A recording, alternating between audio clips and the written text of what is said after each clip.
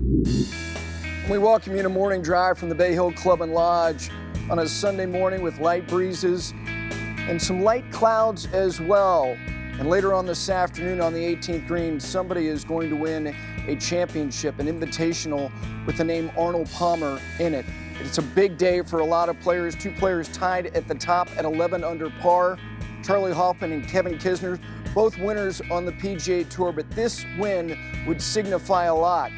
And we'll explain all of it. We've got 2 big hours coming up on a championship Sunday on Morning Drive.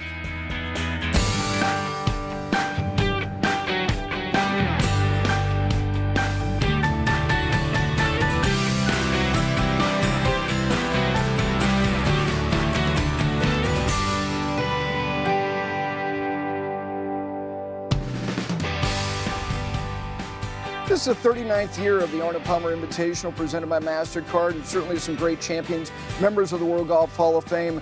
The sword was the trophy for many, many years, and then several years ago, it became that trophy, and Tiger Woods has had his hands on it, Matt Every on a couple of occasions, and last year it was Jason Day. And this year, well, the trophy's the same, but they've added something very sentimental and special. Nobody could rock the cardigan alpaca like Mr. Palmer could, and the winner of the 2017 Arnold Palmer Invitational presented by MasterCard will win that red cardigan alpaca sweater. Some people can pull it off, not many, but he certainly could. Good morning and welcome to Bay Hill Club and Lodge. Gary Williams flanked by a 3-time winner on the PGA Tour, Chris DeMarco, and of course, Damon Hack. Gentlemen, good morning. Good morning. It's going to be a very emotional afternoon. It's been a great week already. We felt Mr. Palmer's presence really from the beginning of this tournament. It's going to be so neat to see someone put on that red cardigan if they decide to do it, or maybe they'll just drape it over their shoulders as Mr. Palmer sometimes would. Again, and Chris, nobody could put the sleeves over the shoulders and get away with it and make it look stylish and cool like he could. He made everything look cool. He did. It didn't really matter what he wore. He looked cool in it. Absolutely. And I know, having lived here for so long, you know how much this is going to mean to whoever it is who wins. But there's a lot that comes with it. This is an invitational in a 120-man field. And what is at stake today? Well, there's an awful lot. Consider the purse itself, in excess of $1.5 million for the winner. Of course, the 500 FedEx Cup points, invitation to all those very important tournaments. 3 of the 4 major championships, an invitation. It's always nice to start the year in Maui. It means you were a winner in the previous season. And of course, that additional exemption, and Chris, as a player, that's a big deal for all of these players. It is, and let's not even forget, you got half this year left. So a guy who maybe not as exempt, and maybe a Matthew Fitzpatrick, goes out and plays good, or Hatton goes out and plays good today, they get exempt for the rest of this year in all those tournaments, and then essentially 3 years after that. So this is a big deal. And the course, I've never seen a course this good. The greens are perfect. The raves from all the pros are amazing. They're saying the greens have never been this fast. They're unbelievable. How true they're rolling, the roughs up, the course, I've never seen a course like this. And Damon, we just showed all the tangible things that come with winning this tournament, but there's more to it. Oh, absolutely. It's job security. It's a belief in yourself. It's the fact that you don't have to work necessarily in the same way. You can maybe set your schedule knowing you'll be playing in major championships, in the biggest events on the PGA Tour calendar. And a nod should be given to the PGA Tour for adding, to me, in my opinion, that 3rd year, along with the Memorial Tournament, to help protect important events like the Arnold Palmer Invitational and the Memorial Tournament as well. You're exactly right. Those 2 men, Palmer and Nicklaus, the great rivalry that they were, but so deserving of having a special distinction for those 2 events. For now, let's send it down to the range. Say good morning to Lauren Thompson. LT, how are you? Good morning, Gary. Doing really well. I love that you just ran off what is exactly at stake for the winner this evening. One thing, though, that is missing from that prize package is that handshake on the 18th green from the king himself, and that is priceless. Let me tell you, though, what's coming up on this Sunday on Morning Drive. There's more action going on this weekend in the game of golf than just what's going on at Bay Hill Club and Lodge. Now, we're going to get you up to speed with not 1, but 2 record-setting rounds out west. See what Anna Nordquist and Steve Stricker were up to when we take you touring. Then we're going to swing you back to the Sunshine State, because the rough here at Bay Hill, it holds plenty of lessons for you from those thick lies. Our PGA Tour winner Robert Dameron knows the place like the back of his hand. Have you ever been here before? He's going to teach you his secrets on how not to pull those shots far offline. and a true treat with stories that you've likely never heard before from those who have logged virtually hundreds of rounds with the King. A roundtable discussion where Gary Williams welcomes in these longtime members at Bay Hill, and you will be pulling up a chair for these stories about Arnold Palmer himself. But for the time being, let's pull up some highlights from Saturday at Bay Hill as we get you back to Gary. Lauren, let's do just that. Kevin Kisner putting together one of the finer rounds of the day. Chris, here he is putting for par, though, on the 18th. He had a 4-shot lead at the time. It's a good putt. Just misread it. Just misses on the right side. So he would finish at 11 under par and had a 3-shot lead walking off that 18th green. Meanwhile, Charlie Hoffman playing in the final group was +2 in his round through 15. Here he is on 16th for birdie. Beautiful birdie. I love the way that ball rolls, just with the little black line going like a piece of thread right down the middle. You feel like you got to get 4, maybe even a chance for 3, because it's hold on tight for these final 2 holes. But what an iron shot this was. Yeah, I love the shot tracker on the iron shots. This is beautiful. Front pin, hard to get it close. He challenges that front pin, lands it just over the bunker, rolls it by at about 12 feet. It's very hard to land the ball right of that pin. There is not much room. He would go on and make birdie. So he's now a shot back. He gets to 18. You're thinking, all right, good lag putt. Let's get out of here. It was a good finish. Birdie 2 of the last 3. But as this starts tracking, Chris, you're going, that's a good line. Perfect speed. Just dribbles over the front. Barely hits the pin. What a great putt. Love it. And love the emotion from Charlie Hoffman. Great crowd there on 18. So there you see it, Charlie Hoffman and Kevin Kisner. They'll be off at 1:45. These are men who have gotten into the winner's circle. Charlie's done it on 4 occasions. But you see some names, and as good as this golf course is playing condition-wise, there's not a lot of breeze. Who knows? Maybe somebody from back in the pack. But, gentlemen, let's start by talking about these 2 players at the top of the leaderboard.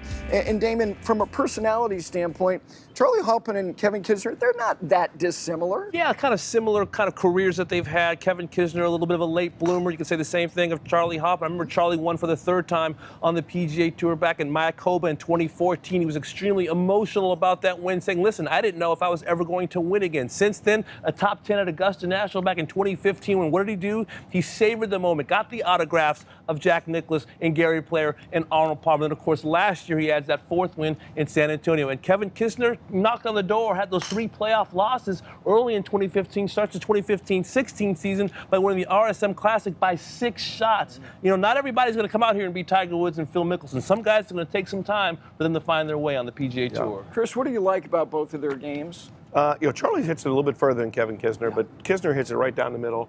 Great iron player. They both putt really good, and their iron play is real good. What we saw with Charlie Hoffman on number 17 yesterday, they're not afraid to go at pins. They're not afraid of being up there by the lead either. I mean, you know, we saw Kevin Kisner lose a TP seat in the playoff. He lost at Harbor Town to Jim Furyk. So, I mean, great player. We went through today because we just wanted to see how he finished on the FedEx. Finished 23rd in the FedEx Cup, very under the radar because he won in 2015 for the 2016 season. So we really didn't see much golf of him. So I'll tell you what, both these guys are great iron players. They're playing good right now. The course is not overly long golf course, so it suits both their games. And Kisner is feisty. Yeah. Asked yesterday about his recent plays. You know, 20 place finishes, 30th, 40th. They do nothing for me. Right. He's out here to win golf tournaments. Yeah. I love that mentality that he brings. No question about it. And Charlie Hoffman, who is 40 years of age, you know, Chris, he's creeping up on your career money total. I mean, he's at 21 million and change. Yeah, he's right He wins today, and he could be. He could right ahead of me, yeah. Go right by you, Yeah, 23 and change. Yeah, Is that going to hurt your feelings? No, he's got a few more years out here. I think he'll get it eventually. All right. But Charlie's one of those guys that when he gets up by the lead, he wins golf tournaments. I mean, he's, you know, he missed a cut last week at Valspar, and then he comes here and he's doing what he's doing. He's playing great golf. I mean, this course sets up really good for him. There's a lot of great international flavor, Damon, in this tournament, which I think is wonderful. We had Matt Fitzpatrick in studio last Sunday. We had Tyrrell Hatton in the week before, or a couple days prior.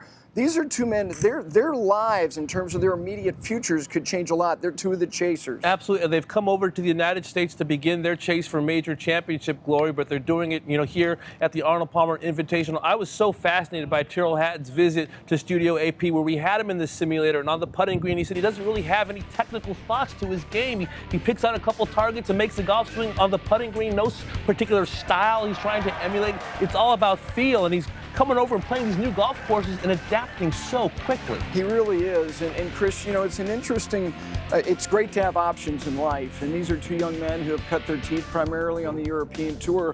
But the trappings of being on the PGA Tour and having membership here, you know it's got to be on both of their minds. Yeah, and they both have potential to do it even without winning today. They can make enough money. Terrell Hatton has already played 3 tournaments this year. He's already had 2 top 10s, already made $265,000. So he's only maybe $500,000 away from getting that temporary status, which would be a top 3, top 4 here. So playing great golf, and obviously Matthew Fitzpatrick only being 22 years old, I mean, he's just got his whole future ahead of him. Both of them, he's only 25, Hatton's only 25, so these are both young guys. Yeah, both very young guys. Let's go inside the ropes. Again, it's early on this championship Sunday morning for some morning tee times, but somebody who has really been awfully productive here over the last month. You can go all the way back to the end of that West Coast swing, and the antics of, I say that jokingly, with Damon, but this is somebody who, by the way, his antics were on display, threw peanuts at me when he was making the turn yesterday. We were live on television. That's no respect. But he is doing all the things, Damon, that you need to do as a rookie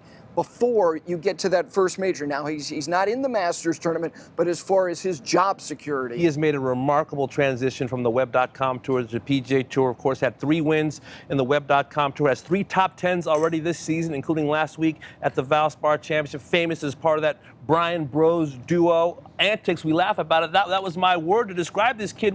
And I didn't know about his vaunted college career that he had in South Carolina. He has come out here and played so well, Chris, on golf courses that he doesn't even know yet. Yeah, but you know, you don't win 3 times in the Web.com and don't come out here unless you have talent. I mean, this kid's got it. A lot of the guys that go through Web.com, we're talking about Kisner. Kisner was on the Web.com 3 years ago. Yeah.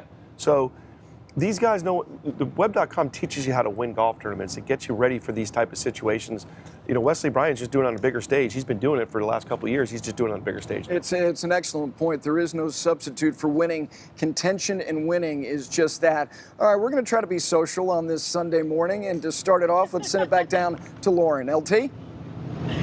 I'm going to take you inside that in just a few moments, Gary, but you were showing Wesley Bryan on the range. I talked to him this morning about his pink pants, told him I couldn't find anything that was Palmer pink for myself that would be working and fitting right now during maternity, but he told me I was wearing the right colors because USC active in March Madness tonight. He's looking forward to that. He's also looking forward to a hard charge today on Sunday at Bay Hill Club and Lodge. But something else that he loves to do, post on social media. And one of my favorite things about social media is the access that it gives you to the players, but also their inside chatter between fellow tour pros. So check this out. Rory McIlroy, Ricky Fowler, you may have seen this just yesterday. Both of them shot matching 65s.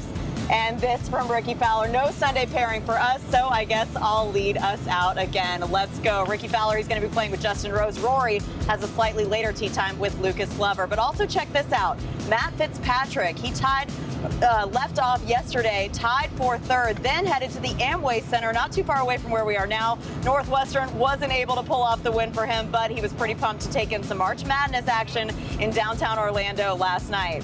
Then this from a 2-time European Tour winner and Tommy Fleetwood saying one of the biggest honors for the players this week is the opportunity to sit in Arnold Palmer's office. He called this a treat. In AP's seat himself and signed the field list. This could provide good vibes for him in his final tee time today with the honorary host in Graham McDowell. And Gary, the King may not be here in person, but his presence is palpable throughout the week. It most certainly is, and something that is very present this week is the statue that was erected last Saturday in front of a lot of members and the volunteers for this tournament, just under 1,400 pounds, domineering, and that's what he was in such a gentle and kind way, and that's why so many people have such fond memories of the King. What can be better than having Arnold Palmer be the King, the man that he was, and then having other people following in his footsteps and trying to be and admiring him in the same way that he admired others. He was so down to earth and so welcoming to everybody. I mean, you could relate to him, tell him any story, and he would tell them back to you like he's known you his whole life.